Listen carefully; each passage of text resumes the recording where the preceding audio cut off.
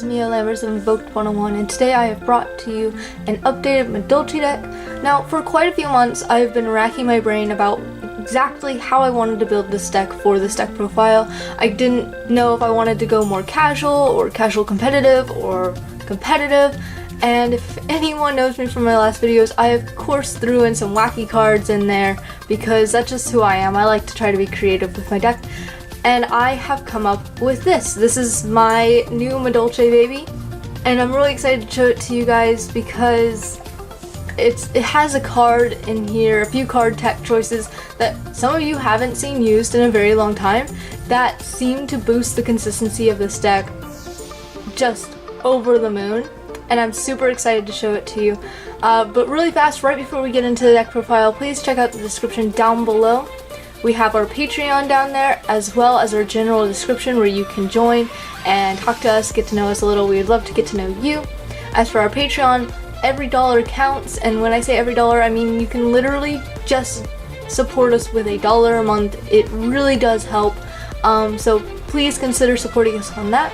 But without further ado, let's get into the deck profile.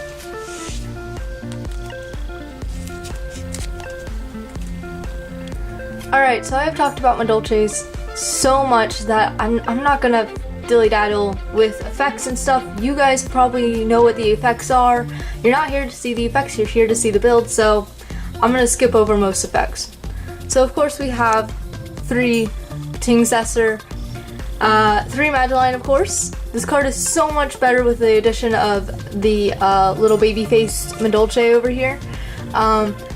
It's definitely a 3, however, I don't believe I've ever seen anyone not play 3, so 3 is just obvious. 3 Madolche Angeli, of course. Now here, this is a 42 card deck, so you can cut out a copy of each of the next cards that I'm going to show you if you prefer. 3 Hookate and 3 Messenger Lotto. I know a lot of people are playing these at 2 now, however for my consistency purposes and how I play the deck and how the deck seems to work and not work with me, I kind of need 3. You can take out a copy of each and it'd be a perfect 40 card deck, so that would work perfectly for you. And of course 1 Pudding Cess. That is it for our Madolche monsters. So, obvious new staple in the deck, we have 3 Pankratops. This card does just so much for, first of all, he's a huge body, second, special summons himself, and he can be used as link material if nothing else. And his effect is, if your opponent controls more monsters than you do, you can special summon this card from your hand.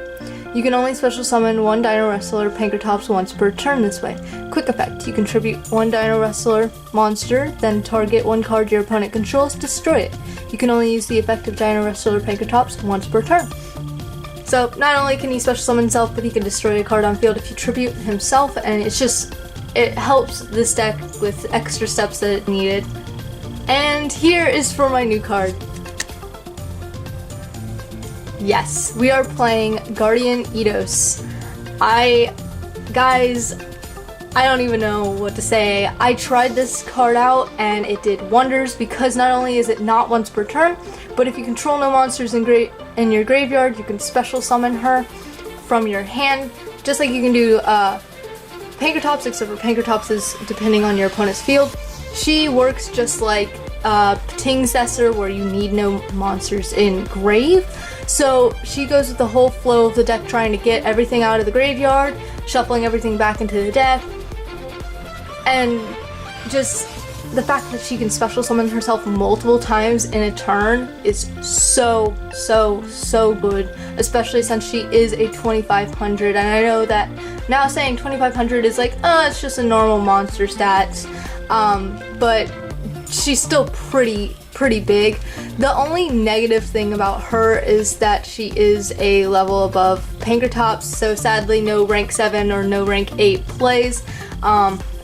Honestly, the most you can do is link them away into a weaker link monster to give you more space on your board, but for opening turn plays, they are beaters that can run over your opponent's stuff, while your Madolches are small little beans for a while. And for our last monster, 3 Ash Blossom.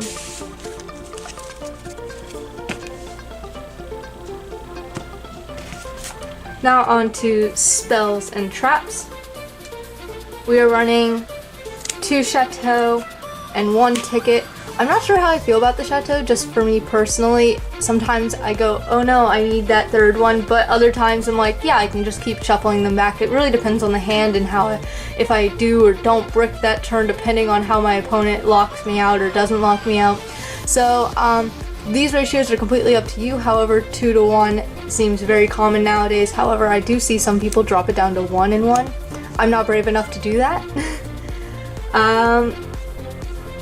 3 Called by the Grave, 2 Twin Twisters, and 1 Regeki, because when Regeki's in your hand, it's just a game changer most of the time.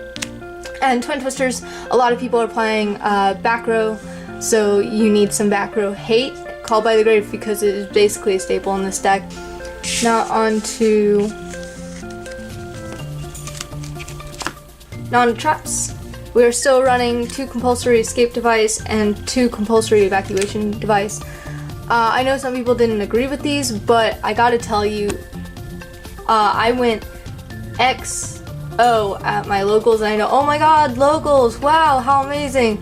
But I 2-0'd absolutely everyone, and I wouldn't have been able to do it if it wasn't for this card right here, because one of my opponents was playing Evil Eyes at the time. And you know how they have that trap card that, or is it a spell?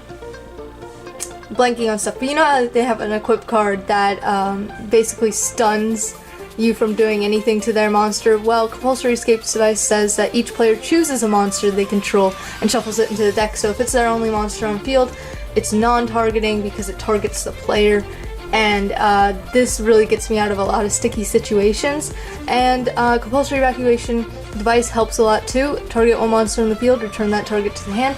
Yeah, a lot of things are non-targeting, but a lot of things are still able to be targeted, so whenever this card is on the field, it does come in handy, especially since Madolches are all about bouncing stuff back into the hand and deck. These cards fit perfectly.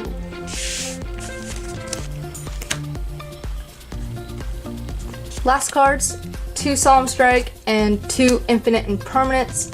If you don't have Infinite Impermanence, just throw in Bailers or Ogres if you prefer. Ogre is actually coming back as a pretty great hand trap, but if you do have Impermanence, I suggest running that.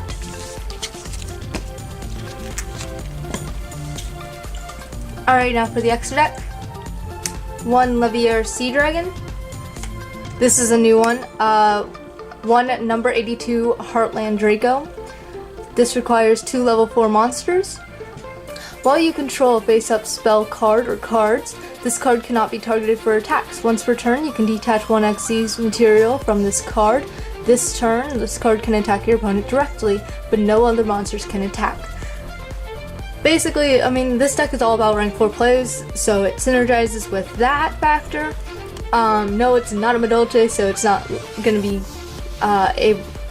it's not going to be turn 1 easy to get out a lot of the times. However, this can attack directly and cannot be targeted by your opponent for attacks. It's 2000, so it's a lot of direct damage. Most of the time you are going to have a face-up spell card on the field, especially if you have Ticket and Chateau out. So I feel like this card can eventually, as you're going through your plays, help you in the long run to body your opponent. I only own 1, so I'm only playing 1 Madolche Chocolate a la Mode. I do suggest playing 2 of her though. 3 Madolche Queen Tiara Masu. Honestly, still my favorite Xyz monster. It's just really, really, really good. 2 Madolche Teacher Glassfoulet. This one is a newer one, so I'll read it. It requires 2 level 4 Madolche monsters. Quick effect, you can detach 1 material from this card, then target 1 Madolche monster on the field. This turn, that face-up monster is unaffected by monster effects, except for its own. If a Madolche card is sent to the graveyard while this card is on the field, except during damage step, you can shuffle up to 2 cards from the graveyard into the deck. You can only use each effect of Madolche Teacher Glassfoulet once per turn. So she doesn't have to detach like Queen Tiara Masu does to shuffle into the graveyard, which is absolutely phenomenal. However, I have yet to get her out. I think she's a really good, but most of the time when I'm looking at my opponent's field, I realize Queen Tiramisu just does a little bit better for me. So I run 2 of her because she is great, but it really depends on the situation you're in and if you can rank up into chocolate a la mode or not. Links, we have 1 Madolche Fresh Sis start.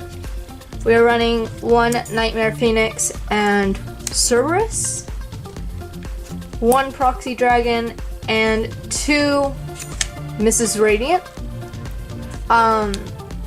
We are no longer playing Scapegoat in the deck, so Mrs. Radiant could possibly be dropped down to 1.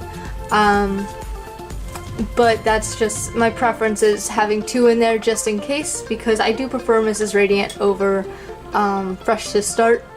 So that is it for the extra deck. I really hope you enjoyed my deck profile. I know last time a lot of you guys didn't really appreciate my deck. It was built casually and on the fly, to be honest. Even I look back at it, I'm like, these are weird choices. I worked really hard to come up with this deck profile. I know that some of you guys are gonna probably disagree with some of my new choices. However, I do promise that they do amazing things, especially if you get out Eidos, and Pankratops and Madolche, then you're just set to go. I do suggest that if you believe your opponent could possibly have a hand trap or something that could push one of your special summons into the graveyard, summon out Eidos first, because if it goes into the graveyard you can still get out Pankratops and then still Madolche into Angeli, because obviously you'd have a monster in grave.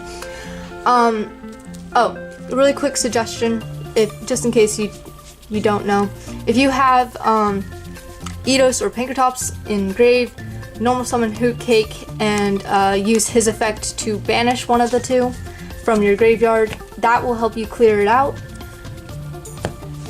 But anyways, I really hope you enjoyed my deck profile. Maybe if you guys want, I can do a few test hands or combos in a later video. Tell me down below in the comments what you thought about this deck profile. I'd really love to hear what you have to say.